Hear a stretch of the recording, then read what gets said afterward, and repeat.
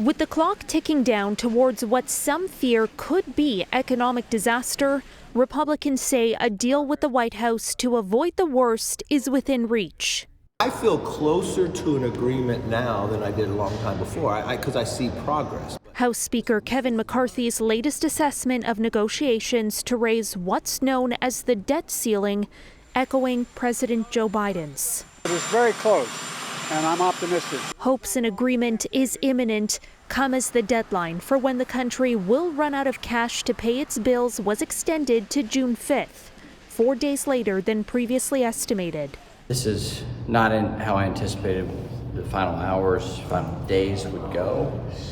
But we're getting to a very narrow set of issues that have to be dealt with. But even after a deal is struck, the challenge for both sides will be selling it as a win to their own parties.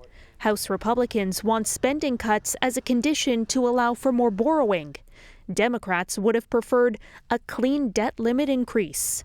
Without enough votes in this narrowly divided Congress to actually pass the bill, the U.S. risks recession, spiked interest rates, and sparking a financial crisis well beyond America's borders. We are very keen to see a resolution as soon as possible. Let's remember we are now in the 12th hour. One of the world's leading financial authorities is calling the debt ceiling showdown a man-made problem. In our view, the most important question is, can this be eliminated altogether by at least making appropriation agreement the basis for how much the U.S.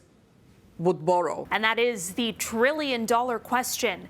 Now, lawmakers are not expected to return to Capitol Hill from the Memorial Day weekend before Tuesday. That will give them just 6 days to get any deal through the legislative process. McCarthy has promised at least 3 of those days will be spent reviewing the bill before it makes its way to the voting floor. So time's tight. For City News, I'm Caryn Ceolin.